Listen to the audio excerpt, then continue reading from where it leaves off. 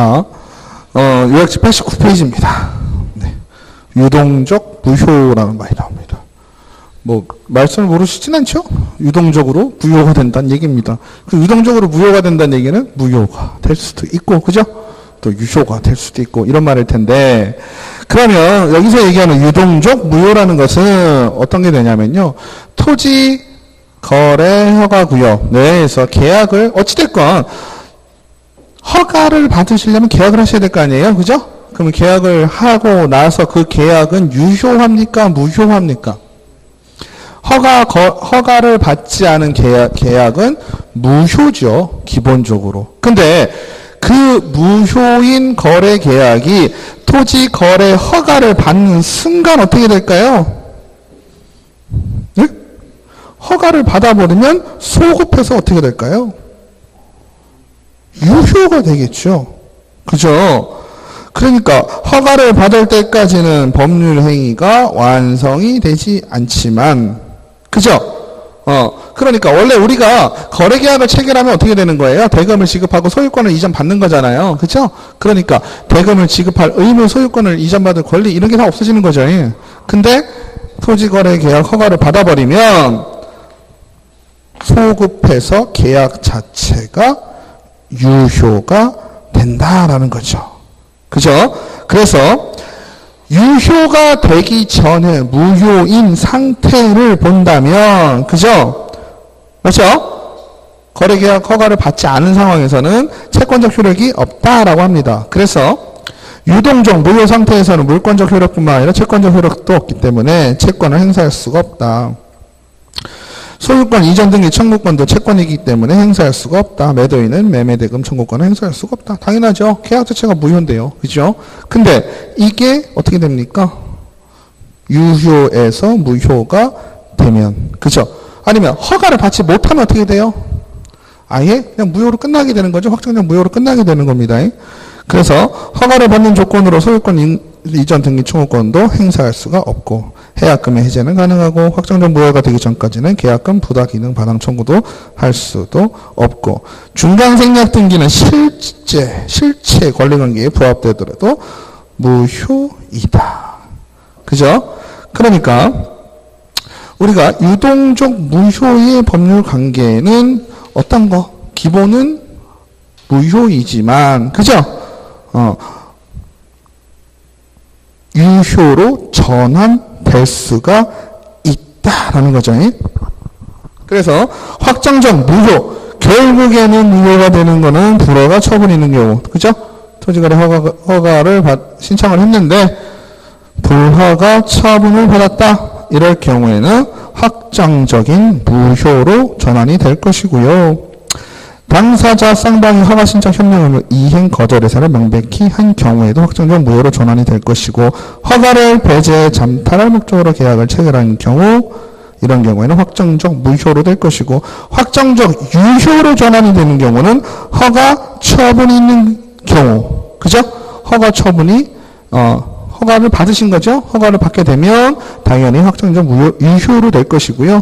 혹시나 이런 경우 있죠. 토지거래 허가구역의 지정 해제, 그죠? 토지거래 허가구역이 해제가 되거나 혹은 허가구역 지정 기간이 만료되었음에도 재지정을 하지 않은 경우 거래계약은 확정적으로 유효가 된다. 그죠? 그래서 이러한 유동적 무효는 한번 슉 보시면 크게 어려우신 건 아닌데, 중요한 건 계약금 계약이라는 게 있을 수 있죠. 계약금 계약은 매매 계약의 부수에서 이어지는 종된 계약이며 별도의 계약이다. 그래서 계약금은 계약 허가를 받기 전이라도 유동적 무효가 아니라 유효다. 그래서 확정적 무효가 되기 전까지는 이미 지급한 계약금은 부당 이득으로 반환 청구하지 못한다. 이건 뭘까요? 계약금 자체를 본 계약의 종된 계약으로 보기 때문에 계약금 계약은 어떻다는 얘기예요? 유효하다는 얘기죠? 유효하니까 본 계약이 무효가 되기 전까지는 어떨까요? 계약금을 반환해달라는 얘기를 해줄 수가 있어요? 없어요? 할 수가 없겠죠? 확정적 무효가 돼서 본 계약이 확실하게 무효가 되면 얘는 종된 계약이니까 그거에 대해서 부당이득 달라. 부당이득이라는 건 뭐예요? 네 가질 돈 아닌데 너 계약금 넘어갔잖아. 그거 다시 돌려줘 하는 거죠. 해약금의 해제는 가능하다는 얘기는 뭔가요? 해약금은 뭐예요? 계약은 여러 가지 성질을 갖고 있잖아요. 그죠? 해약금은 계약을 깨는 거잖아요. 그러니까 계약금 자체는 유효하지만 보세요. 계약을 해놓고 우리가 이 계약을 깨려면 어떻게 해야 돼요? 계약금 포기하거나 계약금의 배액을 상환하거나 이럴 경우에는 해약이 가능하죠? 당연히 계약 자체, 계약금이라는 계약이 유효하니까 그죠? 계약금이 유효하니까 그거에 쫓아온 해약금은 당연히 유효하게 되는 거죠. 그러니까 내가 계약금 주고서 그 계약 깨고 싶으면 계약금 주고 그죠? 계약금 포기하고 그 계약 안 할 거야 이래도 되죠. 유효인지 무효인지 주된 계약이 무효든 유효든 간에 현재 상황 그죠? 그 계약을 나는 깨고 싶어. 그럼 계약금 포기하면 되죠? 계약금 받은 사람은 어때요? 주된 계약이 무효든 유효든 아직 확정적이진 않지만 계약 깨려면 깰 수 있다는 얘기죠. 뭐 주고? 계약금에 받은 거 돌려주고 계약금만큼 더 주면 되겠죠? 맞죠? 이거는 당연히 계약금 계약이 유효하기 때문에 해약금의 해제가 가능하다는 거죠. 그 다음에 넘기시겠습니다. 농취증. 그죠? 농취증은 아까 말씀 다 드렸죠? 그래서 보시면 될 것 같고요. 토지연계획 확인원, 요걸 통해서 우리가 뭐 하는 거예요? 중개 실무에서, 그죠? 실무에서 우리 계약서 작성할 때 토지연계획 확인원, 그 다음에 등기부 등본, 그죠? 그리고 건축물 대상, 요 세 가지 정도만 가지고 있으면 우리가 뭐 할 수 있다 그랬어요? 중개대상물 확인 설명의 의무를 할 수 있다 그랬죠? 중개대상물 확인 설명 의무에서는 어땠어요? 이러한 정보, 그죠? 이러한 서류 등을 매수인에게 혹은 임차인에게 설명을 해주고 보여줘야 된다 그랬죠? 그죠? 제출하지 않을 경우에는 뭐가 나왔었어요? 유일하게 과태료였잖아요. 과태료 500만 원짜리가 여기서 나왔잖아요. 과태료 500만 원. 그래서 그렇게 정리하시면 되시겠고 92페이지는 부동산 등기 특별조치법입니다. 부동산 등기 특별조치법은 두 가지로 보시면 되겠네요. 소유권 이전 등기 등 신청의 의무 뭔가요? 소유권 이전 등기에 관한 내용이죠. 예전에는 특별조치법이 시행되기 전에는 미등기 건물 아시까지도 있어요. 그죠? 미등기 건물이 있는데 등기를 지금 어떻게 하는 거예요? 반드시 내야 되는 거죠. 소유권 이전 계약을 하게 되면 그죠? 60일 이내에 소유권 이전 등기 신청을 해야 된다. 이거 무슨 얘기일까요? 잘 보셔야 돼요. 반대급부의 이행이 완료된 날로부터니까 우리가 쌍무계약이라는 건 서로 주고받는 거죠. 돈 주고 소유권 이전에 관한 서류 받는 거죠. 즉 우리가 편한 말로 하면 뭐 어떤 상황이에요? 잔금 치른 날이죠. 맞죠? 서로 간의 이행을 완료하는 날, 즉 계약이 완성되는 날이죠. 맞나요? 계약이 완성되는 날은 언제다? 잔금을 치르는 날이잖아요. 그죠? 잔금을 치르는 날로부터 며칠 이내에? 60일 이내에, 그죠? 소유권 이전 등기 신청을 해야 한다. 이거는 매매가 되겠죠. 쌍무계약. 그죠? 편무계약은 뭐가 있을까요? 한쪽만 의무를 부담하는 거죠? 한쪽만 의무를 부담하는 건 뭐예요? 증여 같은 거 있겠네요. 그죠? 그냥 주는 거죠. 그럼 증여 받는 사람은, 수증자는 어떻게 돼요? 반대급부가 없죠? 같이 해야 될 의무가 없잖아요. 그냥 단순히 받은 거니까. 이런 경우에도 계약의 효력이 발생한 날로부터, 계약의 효력이 발생한 날은 언제가 될까요? 계약의 효력이 발생했다는 얘기도 뭐가 되는 거예요? 증여를 한 날이게 되겠죠? 실질적인 증여가 이루어진 날로부터 언제? 60일 이내에 소유권 이전 등기 신청을 해야 한다는 얘기죠? 맞나요? 그러니까 쌍무계약이든 편무계약이든 모든 상황이 종료된 날, 그죠? 실질적으로 소유권을 이전받을 수 있는 날로부터 언제? 60일 이내에 소유권 이전 등기를 해라라는 얘기입니다. 그죠?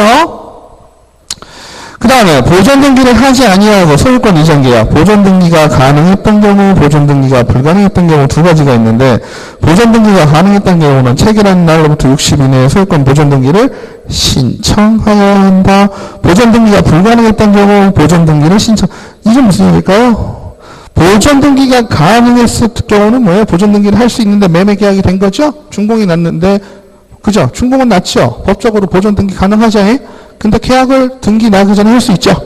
이런 경우에도 어때요? 보존등기를 언제? 계약을 체결한 날로부터, 그죠? 60일 이내에 해야 되고요. 계약은 체결을 했는데 보존등기를 할 수 없는 상황이 있어요. 언제일까요? 미준공, 그죠? 준공되지 않은 건물 매매했어요. 충분해도 상관없지 않아요? 맞나요? 준공되지 않은 건물 매매 계약 맺어도 상관없어요. 여러분들도 다 하시잖아요. 아파트 살 때 준공이 돼서 계약을 해요. 그죠? 예? 이럴 경우는 어떻게 하라는 얘기예요? 보존등기가 불가능했던 경우는 보존등기를 신청할 수 있게 된 날, 가능하게 된 날로부터 60일 이내에 소유권 보존등기를 신청하여야 한다라고 되어 있죠? 그러니까 준공된 건물일 경우에는 계약일로부터 60일, 그죠? 준공이 안 된 건물은 언제? 준공될 때부터 60일 이내에 보존등기를 신청하셔라. 그 다음에 미등기 전매 금지. 미등기 전매 금지는 뭐예요? 반대급부의 이행이 완료된 날, 계약의 효력이 발생한 날 이후에 제3자와 계약을 체결하는 경우 먼저 체결 계약에 따른 소유권 이전 등기 신청. 이 무슨 얘기일까요? 미등기 전매도 어떻게 보면 솔직히 문제잖아요. 네?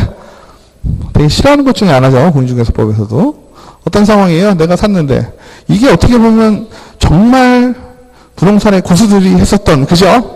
네, 계약금 1,000만 원.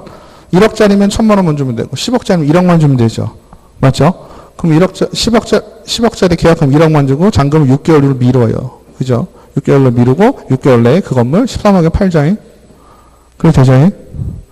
그래도 돼요. 문제는 없어요. 다만 어떻게 해야 됩니까? 13억에 팔았을 때 내가 10억에 등기를 치고 13억에 다시 팔면 돼요. 그리고 그거에 대해서 양도세 뭐 50% 1년 미만이니까 50% 내든 말든, 그죠? 그러면 전혀 문제가 없죠. 근데 실제로 어떻게 합니까? 그렇게 안 하잖아요. 10억의 상관을 쏙 빼고, 그죠? 그 사람한테 바로 넘기죠. 내가 산 10억은 쏙 빼고 바로 넘깁니다. 이거는 신축 건물에서도 비일비재 했죠. 아까 보존등기 얘기 나왔잖아요. 보존등기 아까 준공 전이라고 한번 해볼게요. 준공 후에 된 거는 빼도 박도 못하잖아요. 건축이 완료가 됐기 때문에 빼도 박도 못해요. 이거는 보존등기 치고 넘겨야 돼요. 근데 건축 준공 전, 사용 승인 전에 계약을 체결을 했다. 그럼 이거 어떻게 할까요?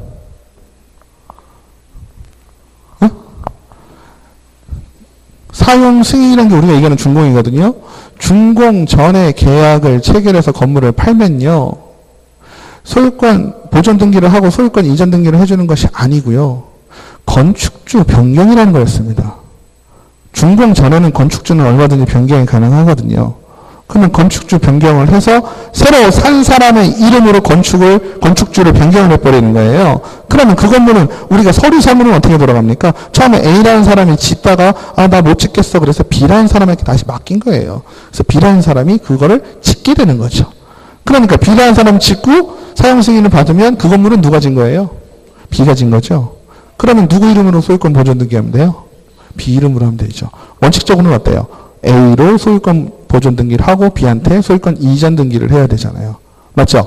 그러면 A 입장에서는 어때요? 원래 짓던 A 입장, 실건축주죠. 그죠? 현실적인 실제 건축주는 뭘 아낄 수가 있어요? 취득세를 아낄 수가 있죠. 취득세를 아낀다는 의미는 뭘까요? 건물 가격을 다운할 수 있다는 얘기입니다. 그죠? 시장 가격이 있을 거 아니에요, 어디나. 그럼 부동산의 시장 가격이라면 건물값이 되겠는데, 건물값을 10억 정도에 팔 수 있는 건물인데, 취득세를 예를 들어서 3%에서 4.6% 냈다. 만약에 주택이 아니어서 4.5% 가까이 냈다 그러고 5천만 원 내야 되잖아요. 그죠? 그럼 건물주 입장에서는 5천만 원 낼 거 예상하고 10억 5천에 팔 겁니다. 그죠? 근데, 건축주 변경을 통해서 A에서 B로 건축주 변경을 하고 B가 보존 등기를 하면 어때요? B 입장은 똑같아요. 그죠? B 입장은 4.6, 보존 등기 3%로 비슷비슷해요. 오히려 조금 싸지. 주택의 경우는 조금 비싸고요. 이럴 경우에 보존 등기를 한 자는 상관이 없고 판 A일 경우에는 취득세를 5천만 원을 아끼면서 건물값을 5천만 원을 깎아줄 겁니다. 그러면 그 상황이 계속적으로 관행화되면 어떻게 될까요? 시장 가격이라는 건 취득세를 뺀 부분만큼이 시장 가격으로 형성이 된다는 얘기죠. 그러면 너도 나도 그렇게 한다면 나는 등기 내서 팔 거야. 그럼 5천만 원을 더 추가로 부담을 해야 되는 상황이 발생을 하죠. 그죠? 그러면 시장에서 가격으로 밀리겠죠. 쉽게 얘기하면. 물론 부동산은 그런 부분이 좀 적긴 하지만. 그래서 미등기 전매는 신축 건물 같은 경우가 좀 많았고, 또 하나는 투기 목적으로 아까 말씀드렸던 것처럼 10억짜리 건물 1억 주고 계약 쳐놓고, 그죠? 계약 쳐놓고 계약할 때 뭐라고 되어 있을까요? 계약할 때 잔금시에, 그죠? 잔금시에 계약의 명의는 뭐 매수인이 지정한 자로 한다. 이렇게 특약 하나 딱 써놓죠. 뭔 말인지 아시죠? 그래서 그 사람 이름으로 한다라고 그냥 하는 거예요. 계약은 어떻게 하겠어요? 그 사람이 자기 거 인정하겠고. 이런 식이 되겠죠. 그런 식으로 하면 10억짜리를 앉아서 어때요? 앉아서 최소한 뭐 3억 갭이 났어도 어때요? 그죠? 다 물어주고 1억은 벌겠네요. 6개월 이내에. 그러면 1억 투자해서 1억 버는 게 세상에 어디 있어요? 그렇죠? 그런 경우가 옛날에 엄청 많았죠. 엄청 많았죠. 지금은 거의 안 해요. 그리고 공인중개사 끼면 절대 안 하죠. 금지행위 다 걸리죠. 안 합니다. 그래도 옛날에 됩니다. 근데 그것도 몇 가지 사연이 좀 있긴 해요. 걸리는 게. 아니요. 그런 건 아니고 걸리면 문제가 되잖아요. 걸리면 누가 걸릴까요? A가 걸리죠. A가 보존등기 안 했죠. 미등기 전매죠. 기본적으로. 그죠? 그러니까 기본적으로 취득세 포탈한 게 되죠. 불성실 실고 가산세 그 일행들 쭉쭉 붙겠죠. 그래서 그게 요즘 엄청 많이 잡았어요. 근데 이거 되게 웃긴 게 뭐냐면요. 우리가 이런 경우가 있어요. 건축법을 뭐 어떻게 되어 있냐면요. 건축법은 건물이 지어지고 있잖아요. 그죠? 이 시점에서 사용 승인이라는 걸 받죠. 사용 승인이라는 걸 받습니다. 근데 건축주 변경은 여기서 A에서 B로 건축주 변경이 됐어요. 그죠? 근데 이게 뭐하고 맞물리냐면요. 사전 입주하고 맞물립니다. 우리가 사용 승인, 즉 준공이 나기 전에도 이 건물에는 들어가서 살 수가 있죠. 그죠? 이미 가스 전기 다 들어와 있죠. 그러니까 자 보세요. 만약에 이 시점에서 사전 입주가 됐다. 그죠? 사전 입주가 됐다라고 하면 사전 입주가 되는 순간부터 우리는 뭘로 보냐면 준공으로 봐요. 사용 승인이 난 거로 본다 이렇게 얘기를 해요. 그러면 사전 입주를 한 날에 이미 준공이 난 거예요. 그럼 준공이 나서 A한테 하고 B하고 이렇게 넘어가 버렸잖아요. 소유권 이전이 됐죠. 그 이후에. 그러면 난리가 났죠. 얘가 난리가 났죠. 이제. 취득세 다 안 냈죠. 그럼 사전 승인은 어떻게 잡을까요? 선생님이 했는지 안 했는지. 아니요. 사용 승인을 받은 것이 아니고요. 임의적으로 사용을 한 거예요. 없이. 준공 없이. 여기 사용 승인은 이때 났는데 실제적으로. 네.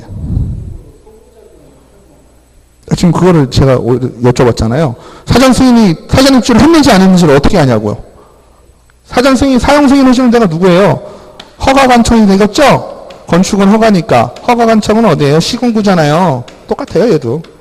시군구에서 사용 승인을 해준 날로부터 원래는 사용이라는 걸 해야 되잖아요. 그죠? 근데 사전 입주는 사용을 했다는 얘기잖아요. 그죠? 그죠? 임시 사용 승인도 그때 사용 승인을 한 걸로 봐요. 근데 이 사전 입주는 아예 사용 승인이 안 난 시점에서 사전 입주를 한 거잖아요. 그럼 웬만하면 알 수 있는 방법이 없겠죠. 그래서 잘 넘어갔어요. 그러다가 줄줄이 걸렸어요. 어떻게 걸렸을까요? 맞아요. 전기 가스 사용을 본 거예요. 전기 사용하고 가스 사용을 본 거예요. 야, 이때 뒤져보니 이때부터 전기하고 가스 썼던데? 이렇게 된 거죠. 그러면 사용 승인이 난 날이 있음에도 불구하고 사전 입주한 날, 이 날을 준공날짜, 사용 승인한 날로 본다라는 게 있어요. 그러면 여긴 딱 걸린 거죠. 그죠? 딱 걸리면 어떻게 돼요? 이 사람은 죽어나죠. A만. 저 몇 억씩 낸 사람도 봤어요. 왜냐면 이분이 건물을 한 채는 짓는 게 아니죠. 그죠? 1년에 3채는 질 건데, 한 3년치 걸려버리면 1억도 넘게 나오겠죠. 이런 불쌍한 상황이 발생할 수 있고요. 또 재밌는 건 뭘까요? 건물값이 점점 올라가면서 주택이지만서도 어떻게 됩니까? 양도세 부분에 대한 부담이 와요. 왜냐하면 보존등기라면 어떻게 됩니까? 표준건축비하고 그죠? 땅값하고 이런 걸로 등기가 나요. 그죠? 등기가 나는데 내가 보존 등기를 하게 되면 내가 매매를 10억에 산 거 실제로 13억을 주고 샀다고 치자면 13억을 주고 샀는데 실제로 잡히는 건 8억이죠. 그죠? 한 3, 4년 지나가지고 팔려고 보니까 기준가가 양도 차익이 엄청나게 되죠. 일가가 1주택이 아니라면. 그죠? 그리고 또 9억 넘으면 양도세 내야 된단 말이에요. 9억 부분은 빼주지만. 그죠? 그러니까 양도세 부분에 걸리게 돼요. 주택 같은 경우도. 그러니까 이제는 어때요? 점점 트렌드가 옛날에는 건물값 좀 5천만 원 정도, 솔직히 5천만 원도 아니에요. 3천에서 5천 정도겠죠? 그죠? 6억 이하는 1%고요. 그죠? 그것까지 2%니까. 2% 해봐야 뭐 1,800에다가 이것저것 붙어봐야 한 3천만 원이 안 됐거든요. 옛날에는. 근데, 지금은 청주 얘기하는 겁니다. 청주의 시세가. 그랬는데, 지금은 다 9억 넘죠? 웬만하면 다 10억 넘어요. 100평이면 기준이 13억 정도 봐요. 평당, 100평의 다가구 주택지면 요즘은 한 13억 정도 보거든요. 그럼 13억이면 9억도 다 넘고요. 여러 가지 문제가 발생을 해요. 그러니까 등기를 뭐 11억에 내고, 그죠? 11억에 등기 내고 13억에 팔아요. 그죠? 건축주 입장에서는 9억 넘는 선, 그죠? 요 부분에 대한 일할 계산 해가지고, 나 양도세도 내고, 취득세도 내고 다 내겠다예요. 그죠? 다 내고 팔겠다. 그러니까 금액이 어떻게 되겠어요? 집값이 더 오르죠. 집값이 오르는 부작용도 살짝 있기도 합니다. 어쨌든 이러한 미등기는 전매가 금지가 된다. 그죠? 그래서 어떻게 해야 된다? 제1매매. 그죠? 미등기는 누가 샀다 팔았다는 거니까 1매매에 대해서 등기를 하고, 그리고 소유권 이전 등기를 해야 된다. 순차적으로 소유권 이전 등기를 해야 됩니다.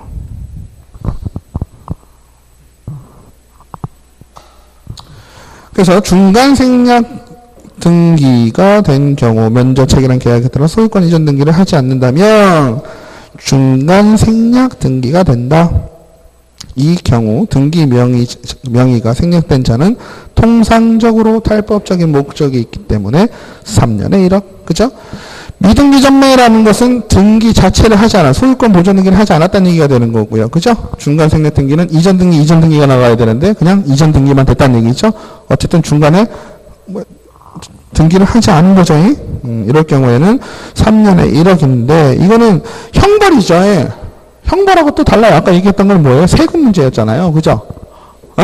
세금 문제 같은 경우에서는 세무서에서, 그죠? 유성실 가산세, 그죠? 가산금 이런 걸 붙는 거고, 형벌은 또 얘기가 다를 수 있습니다.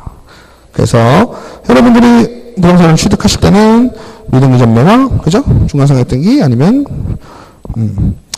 등기를 하지 않은 건물에 뭐 건축주 변경이나 이런 건 요즘은 안 하시는 게 좋아요. 옛날에는 좀 많이 했는데요. 이제는 안 하시는 게 좋아요. 좀 복잡하고 걸리고, 이 문제가 뭔지 아세요? 우리 입장에서 보면 어떨까요? 솔직히. 우리 입장에서 보면 어때요? 우리는 어떤 입장이에요? 이 건물을, 누군가 갖고 있는 건물을 누군가에게 파는 입장이죠. 그렇지 않나요? 이게 거래 당사자인 A, B라고 생각하지 마시고요. 우리는 C의 입장이에요. 그럼 C의 입장에서 이게 관행이라고 해서 옛날에 다운기어서 쓴 거랑 똑같은 상황이에요. 아파트 다 다운기어서 쓰다고 다 걸리잖아요. 그죠? 저것도 못해요. 장관도 하셔야 되잖아, 다들. 그죠? 근데 우리 입장에서 본다면 이렇게 건축지 변경하시면은 5천만 원 정도 아끼실 수 있어요. 이런 분위기가 되잖아요. 그죠? 우리는 소개하는 입장이니까. 근데 문제는 뭐냐면요. 이러한 부분을 충분히 알아듣고 설명을 해도 문제가 뭔가요? 나중에 그분이 팔려고 그러는데 양도세 폭탄을 맞는 거예요. 그럼 어떻게 될까요? 그러면 가만히 있지 않아요. 대부분. 그죠? 쫓아옵니다. 쫓아와서 책임을 물으라고 합니다. 우리한테. 네가 그렇게 하라고 해서 건축주 변경한 거 아니냐. 매매를 한 것이 아니라. 그렇잖아요. 미등기 전매 같은 경우는 지금 매매를 우리가 실제적으로는 매매를 한 건데, 그죠? 건축주 변경이 됐잖아요. 근데 그거는 공인중개사 입장에서 보면 그거는 공인중개사가 조장을 하게 된 거잖아요. 그죠? 그러면 우리는 문제가 된다. 계약 체결 당시엔 전혀 문제 없죠. 다 좋아요. 다 계약하고 잔금 치르고 어떻게 해요? 다 밥 먹으러 가요. 맞죠? 공인중개사가 다 쏴요. 왜? 하면 몇천 남으니까. 그죠? 좋은 거 사줘요. 이럴 때 잔금 치를 때는 계약날하고 잔금날은 보통 공인중개사가 삽니다. 보통은 계약날은 공인중개사가 사고요. 잔금날은 매수자가 사요. 매도자는 중간에 이제 사고, 전체 다는. 근데 전까지만 해도 분위기 서로 다 좋았거든. 근데 막상 내가 이 집 하려고 보니까, 그죠? 내가 집을 그 중간에 하나 뭐 매입을 했다든지, 뭐 어떤 복잡한 상황, 모르는 거예요. 아니면 기존에 집이 있었던 거예요. 그 상황에서 오게 되면 골치 아파지죠. 양도세 물어야 되니까. 쫓아옵니다. 그 다음에 넘기셔서 거민 대상, 거민에 대한 부분도 아까 말씀드렸었어요. 그죠? 그래서 거민 대상일 것 해서 교환증의 판결서 보존과정의 기본 등기. 거민 기관은 시장공수구청장에게 거민을 신청하여야 된다. 그래서 부동산 거래 신고를 하거나 토지 거래 허가를 받으면 거민이 의제된다. 그래서 거민 기관은 계약서 보고하는 거죠. 그래서 계약서 자체에 형식적인 심사를 한다. 그래서 재밌는 건 뭐예요? 등기도요. 우리가 등기에 공신력이 있다 했나요? 없다 했나요? 등기법에서. 공신력 없다는 얘기 하죠. 공신력 없다는 얘기는 뭐예요? 어떻게 보면 실제로 믿지 말아라죠. 맞아요? 내가 확인한 건 아니야. 뭐란 얘기예요? 실제로 믿지는 말아. 나는 서류만 봤을 뿐. 이런 얘기 하죠. 그래서 거민 같은 경우도 형식적 심사를 하는 것이고, 넘기셔서 그 다음에 분묘 기지권, 이건 민법에서 나오시니까 그냥 쭉 보시면 되겠고요. 그 다음에 이렇게 이제 명의신탁이죠. 그죠? 명의신탁은 몇 가지가 있나요? 3가지 정도 있을 겁니다. 그죠? 이자간의 명의신탁. 명의신탁을 할 때 어떻게 하세요? 이자간. 어떻게 되는 거예요? 기본적으로 명의신탁 약정은 유효해요, 무효해요? 명의신탁. 명의신탁이 뭐예요? 명의신탁이 뭡니까? 쉽게 얘기하면 명의 빌려주는 거죠. 그죠? 그 명의를 빌려준 사람이 명의를 빌려달라고. 그죠? 한 거죠. 그럼 명의를 위탁한 사람, 명의를 수탁한 사람 이렇게 있겠죠?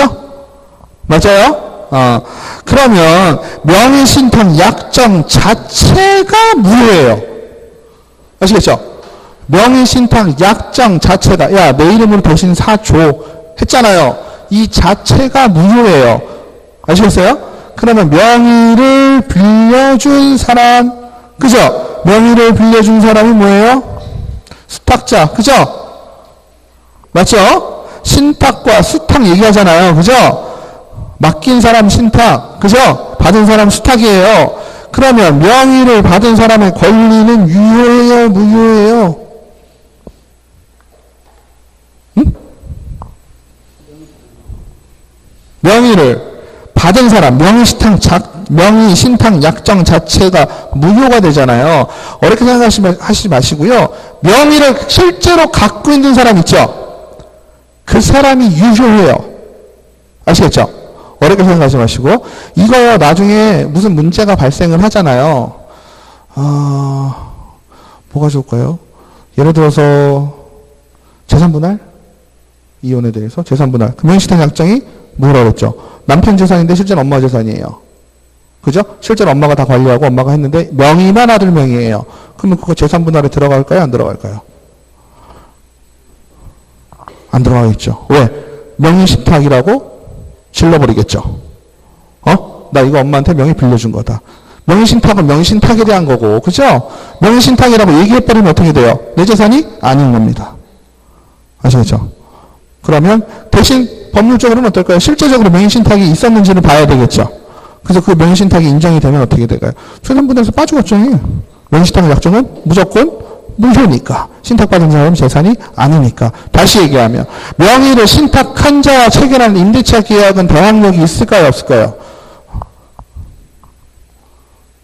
말을 좀 어렵게 하니까 또 헷갈리죠. 명의 신탁자니까 주인이에요? 받은 사람이에요? 빌려준 사람이에요? 명의 신탁자니까 실제적인 주인이 얘기하는 겁니다. 그죠? 명의 신탁자는 주인, 수탁자는 빌려준 사람. 그러면 명의 신탁자와 체결한 임대차 계약, 명의 신탁자가 어때요? 나 이 건물 주인이니까 와서 나랑 계약해 했어요. 나랑 계약을 했어요. 임대차 계약을 맺었어요. 임대차 계약을 맺었는데 경매에 넘어갔다고 칠까요? 그죠? 경매에 넘어갔다 치면 명의 신탁자와 계약을, 임대차 계약을 체결한 사람은 제3자에 대해서 대항할 수 있는 능력, 대항력을 가진다, 못 가진다?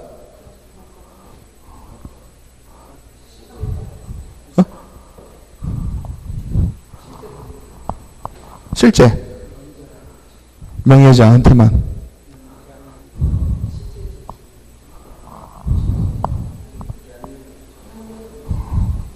대항력이 없다라는 의미는 어떻게 될까요? 신탁자와 체결한 계약이 유효하지 않다라는 의미가 되죠. 그죠? 근데 신탁자가 지금 다 유효하고 수탁자가 무효하다 그랬잖아요. 명의신탁자와 맺은 계약은 유효합니다. 그렇기 때문에 제3자에게 대항할 수 있습니다. 아시겠죠? 실제 주인하고 계약을 체결한 게 되잖아요. 사실관계 명의신탁이 불법이다. 그죠? 불법이잖아요. 그거는 따지지 말자고요. 소유권 요 관한 부분만 따져보면 그러니까 기억하실 때 어떻게 기억하시면 되겠어요? 명의를 실질적으로 갖고 있는 사람하고 체결한 계약은 유효하다. 이렇게 기억을 하시면 돼요. 그죠? 대항자, 제3자에게 대항할 수 있다, 없다? 대항할 수 있다. 즉, 명의 신탁자와 계약을 체결한 임대차, 명의 신탁자와 임대차 계약을 체결한 사람이, 그죠? 실질적으로 명의 수탁자 이름이 되어 있었겠죠? 명의 수탁자가 예를 들어서 선의로, 모르고? 아니면은, 살려고 하는 매수자가, 제3의 매수자가 나타날 수 있죠. 그 사람한테 명의 수탁자가 몰래 팔았어요. 명의 수탁자 모르게. 그죠? 그래도, 산 사람 입장에서는 어때요? 원래 주인이 그 사람이 아닌데도 누구랑 계약을 한 거야? 이렇게 할 수 있죠. 너 나가. 이렇게 할 수 있잖아요. 그죠? 근데 그 사람은 뭐예요? 명의 신탁자와 체결한 계약을 근거로 나는 여기 임차권을 가지고 있다라고 얘기할 수 있는 거. 이게 대항력이잖아요. 그죠? 대항력을 가진다라고 봐요. 그러니까 명의신탁 약정제서는 그냥 무효예요. 그죠? 묻지도 따지지도 않고 다 무효예요. 근데 재밌는 건 명의신탁 약정은 물권 변동 등기도 무효이다. 그죠? 등기도 무효. 명의신탁 약정도 무효. 제3자는 선악 불문하고 보호된다. 제3자는 뭘까요? 이렇게 얘기하니까 좀 말이 어렵죠? 책으로 좀 보실까요? 책으로 좀 보시면 교재 431페이지죠. 명의신탁 약정에 따라서 행해진 등기에 의한 부동산에 관한 물권 변동은 무효로 한다. 다만 부동산에 관한 물권을 취득하기 위한 계약에서 명의수탁자가 그 일방 당사자가 되고 그 타방 당사자는 명의신탁 약정에 있다는 사실을 알지 못한 경우는 그렇지 아니하다. 즉 매도인이 선의인 경우에는 명의신탁 약정은 무효이지만 물권 변동은 유효하다. 이건 뭘까요? 명의수탁자가 일방 당사자가 되고 그 타방 당사자는 명의신탁 약정이 있다는 사실을 알지 못하는 경우에는 명의신탁 약정은 무효이지만 물권 변동은 유효가 된다는 얘기는 뭐예요? 말이 또 어렵죠? 민법을 그렇게 공부를 하셨는데도 아직까지 말이 잘 안 들어오죠? 맞죠? 이 얘기는 뭘까요? 명의를 받은 수탁자가 그죠? 딴 사람에게 팔아먹은 거죠? 팔아먹었는데 그거를 산 사람은 그걸 알고 있는 거예요? 모르는 거예요? 명의신탁 약정을 모르죠. 모르고 있을 경우에는 그 사람은 어떻게 보호해줘야 되겠어요? 말아줘야 되겠어요? 해줘야 되겠죠. 그럼 그 사람은 물권 변동, 소유권 이전 등기가 됐을 거 아니에요? 그 물권에 대한 변동은 유효해요? 무효해요? 유효하다.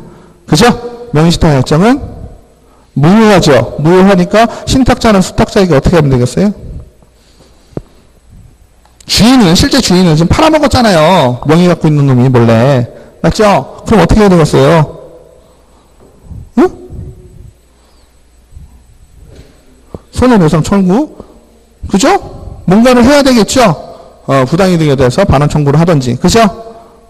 하지만, 원신탁자가 할 수 없는 게 하나 있죠. 실제 산 사람한테 쫓아가가지고, 야, 소유권 내놔. 이 얘기는 못 하겠지. 왜? 그 사람은 유효하니까. 물권 변동은 유효하니까. 아시겠죠? 그 얘기죠? 그 다음에 명의신탁의 유형은 이자가 명의신탁, 단순 명의신탁이 있습니다. 단순 명의신탁은 뭐예요? 신탁자가 자기 명의로 되어 있는 부동산을 명의신탁 약정에 의해서 수탁자에게 소유권 이전 등기. 즉 단순하게 하는 거는 A가 그죠? B에게 그죠? A가 B에게 명의신탁을 한 경우죠. 그러면 B가 C에게, 그죠? B가 C에게 매매 계약을 체결하고 팔았다. 이 상황이죠. 그럼 물권 변동으로 따지면 C 입장에서는 어때요? 정당하게 취득을 한 거죠. 유효하게 취득을 한 거죠. 맞아요? 그래서 수탁자와 계약을 체결한 제3자는 선악을 불문하고 소유권을 취득한다. 그러나 제3자가 수탁자 처분행위에 적극하다 하면 이건 뭘까요?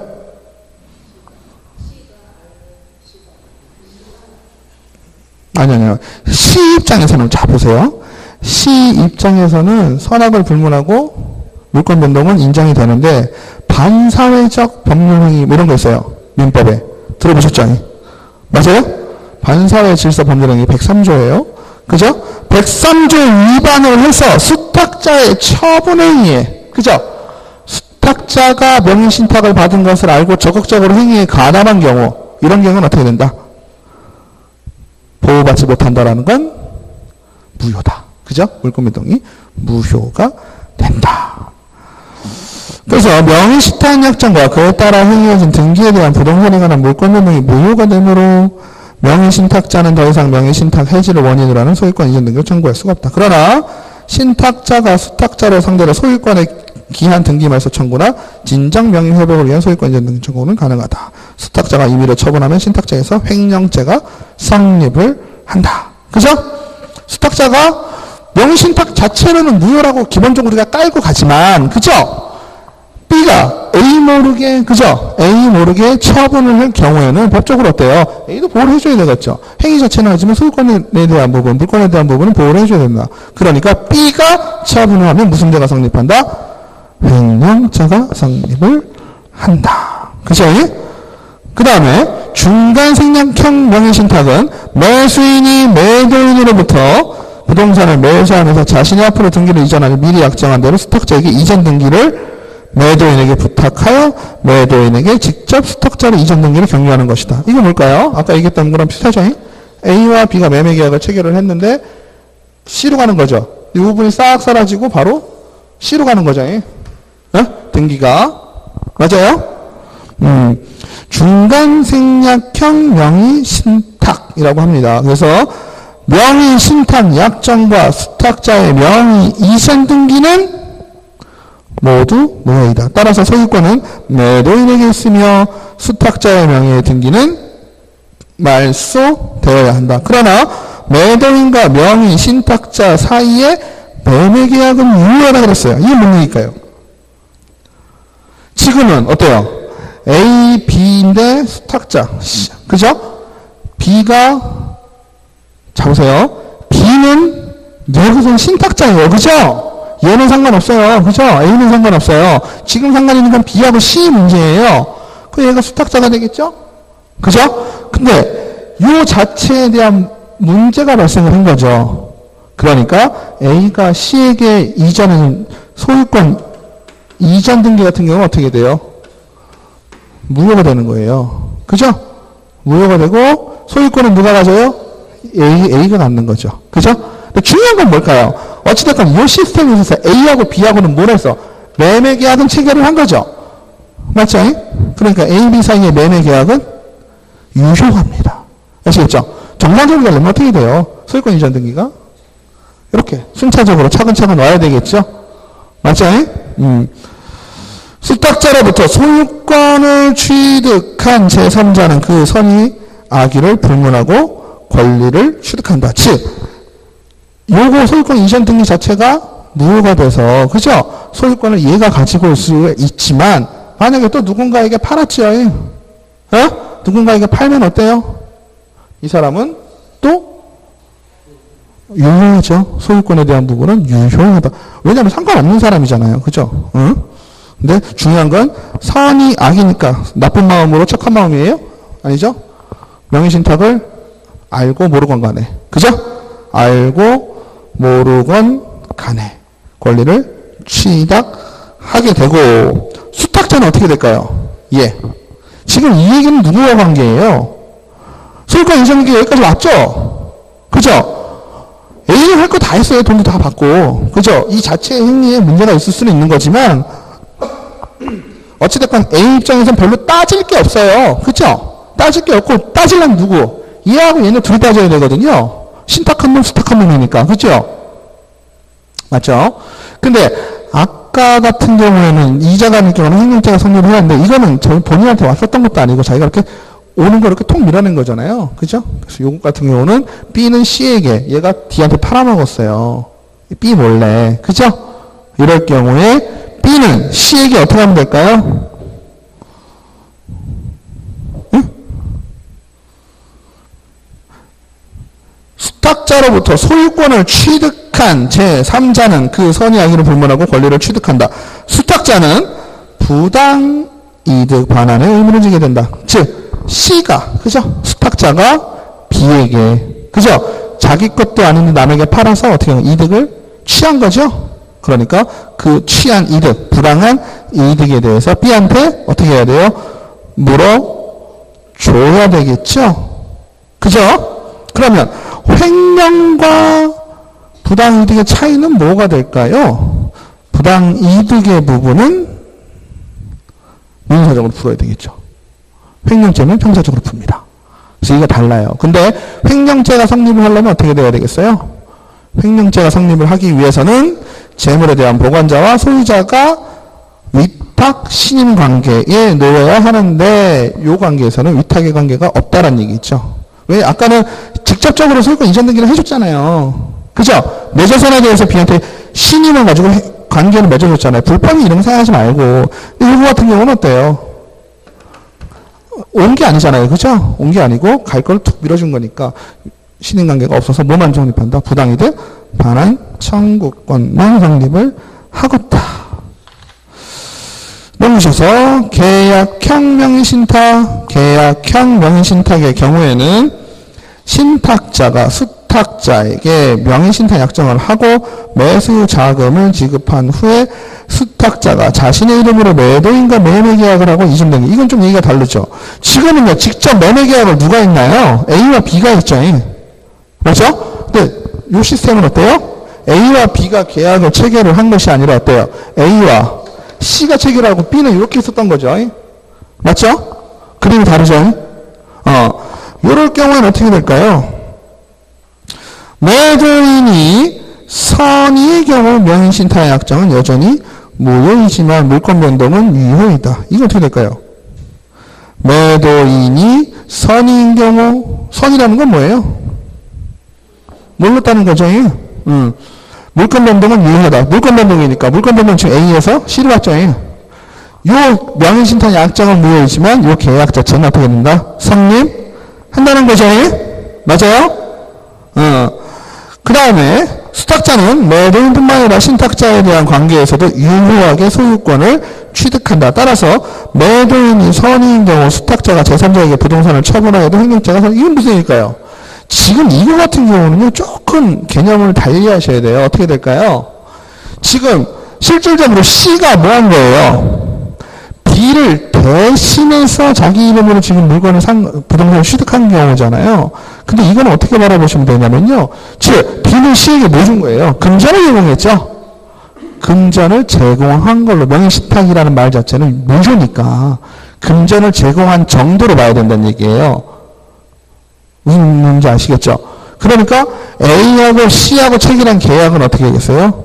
유효한 거예요. 그러면 C도 소유권을 어떻게 잘 갖고 있겠죠? 뭔 말인지 아시죠? B와 C 사이, 여기가 이제 신탁자고 여기가 수탁자가 되잖아요. 얘네 둘 사이의 관계에서는 야, 내가 돈 줄 테니까 대신 좀 사줘. 이 얘기지만 그 자체, 그거 내 건데 그냥 네 이름으로 사는 거야. 이렇게 얘기를 했어도 그 자체는 무효가 되고 C는 얘한테 돈을 받아서 소유권을 취득을 했잖아요. 맞죠? 그럼 명의신탁 자체가 무효가 되고 소유권을 얘한테 올려는 것도 아니었죠. 아니었으니까 C 입장에서는 온전히 소유권 취득한 걸 보는 거예요. 그죠? 다만 B한테 금전을 가져왔잖아요. 그죠? 금전을 갖고 왔으니까 그거에 대한 보상, 그거에 대한 부당 이득, 그죠? 이런 부분에 대한 부분을 C가 B에게 보상을 해야 되겠죠. 그죠? 근데 매도인이 악의인 경우 명의신탁 약정과 수탁자의 명의이전 등기는 모두 무효이다. 이렇게 되어 있어요. 이게 무슨 얘기일까요? 매도인이 알고 그런 거죠? 에? 이거 네가 가져가는 거 네 이름을 사지만 네 거 아닌 거 알아 라는 경우 있을 수 있죠. 이런 경우는 어떻게 될까요? 소유권 명의신탁 약정과 수탁자의 명의이전 등기는 모두 무효가 된다. 무효가 된다는 얘기는 수탁자가 소유권 가지지 못한 얘기죠. 마찬가지로 근데 얘도 누구한테? D한테 팔아먹을 수 있죠. D한테 팔아먹으면 어떻게 될까요? 당연히 살려주자 해. 지금까지 어때요? D는 다 살았어요. 그죠? D에 대해서 소유권은 지금 아무도 못 건드려요. 맞죠? 이 중간 과정이 어떻게 됐든 간에 맨 끝에 남는 자들은 어때요? 보호해줍니다. 왜? 그래야지 맞는 것 같죠, 상황이. 지들끼리 알아서 해결을 해야지 맨 끝에 남은 자는 모르고서 하고 뭐 알았다 손 치더라도 그죠? 적극 가담하지만 않았으면 그죠? 적극 가담한 상황만 아니라면 가능하다.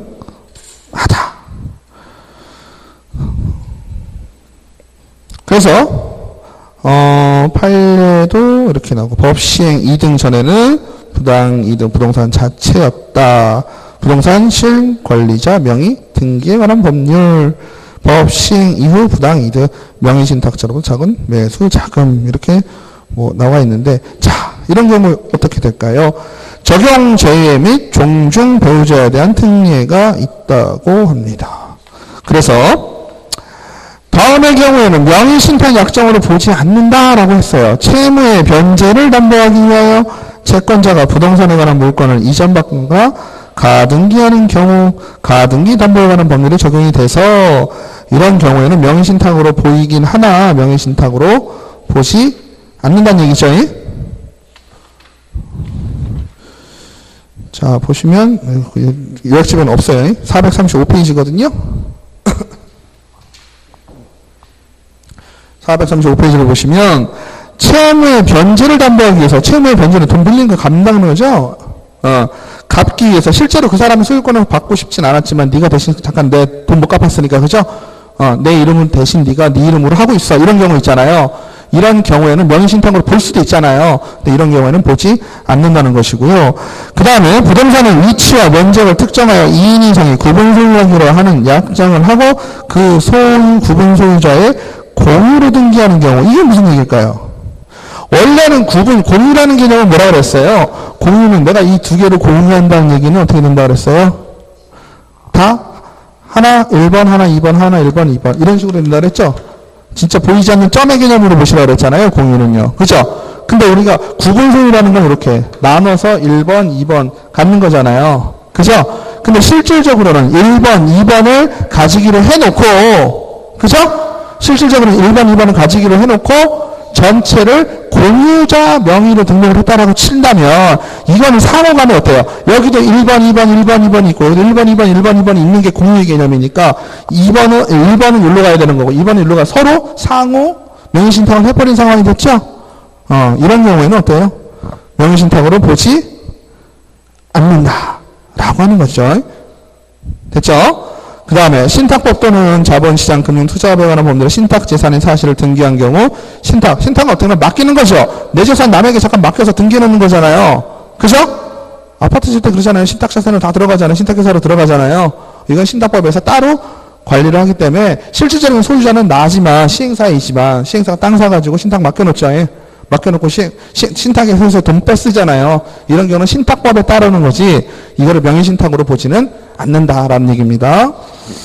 그 다음에 종중, 배우자, 종교단체에 대한 특례는 종중재산의 명의신탁과 부부간의 명의신탁 그리고 종교단체의 명의신탁이 있어서는 조세포탈, 강제집행의 면탈 또는 법령상 제한의 회피를 목적으로 하지 않는 경우 명의신탁 약정의 무효 과세금 이행강제 벌칙 등에 관한 규정을 적용하지 않는다. 이건 좀 어쩔 수 없는 부분들이 좀 있을 수 있죠. 종중 같은 경우는 종중이 뭐 법인을 만들거나 이러지 않느나 대부분 종중 땅은 어때요? 보통 장손들이 다 갖고 있잖아요. 아니에요? 그 집안의 장손 있죠? 그 집안 자체의 장손의 이름으로 해놓는 경우가 많습니다. 그래서 죽으면 아들이 계속 물려가고. 하지만 재산 전체는 누구 거예요? 가문의 땅이죠. 그죠? 가문의 땅이라서 어떻게 보면 여러 사람이 공유할 수 있는 부분을 다 지금 명의를 다 어떻게 한 거예요? 한 사람에게 몰아놓은 거죠. 신탁을 해놨다고 볼 수가 있잖아요. 근데 그거는 상황에 따라서 명의신탁으로 보지 않은 경우도 있다. 그죠? 어쩔 수 없는 부분이니까. 그죠? 부부간에도 마찬가지고요. 종부단체도 마찬가지가 될 것입니다. 자, 그래서 뭐 밑에 거는 유효한 이거는 안 보셔도 되겠고요. 벌칙 한번 볼까요? 벌칙은 명의신탁자 및 그 교사자, 이건 요약집에도 있죠. 명의신탁 자체를 처벌을 하는데요. 신탁자 및 교사자는 5년에 2억. 그죠? 수탁자 및 교사자는 3년에 1억. 그죠? 명의신탁 약정이 없다면 수탁자가 아니고 3억에 1억에 처해지지 않는다. 그 다음에 과징금은 위법한 명의신탁에서 신탁자는 부동산 가액의 100분의 30%에 해당하는 금액의 범위에서 과징금을 부과한다. 명의신탁자가 이미 실명 등기를 한 경우에도 과징금을 부과를 하고 이행강제금도 부과를 합니다. 그래서 명의신탁도 민법에 나오지 않아요? 나오죠. 그래서 민법을 잘 해놓으시면 중개법이 뒤에가 쉽죠. 그 다음에 주택임대차 보호법 하고 상가임대보호법, 그 다음에 경매 있죠? 그거는 다음 시간에 하도록 하겠습니다. 고생하셨습니다.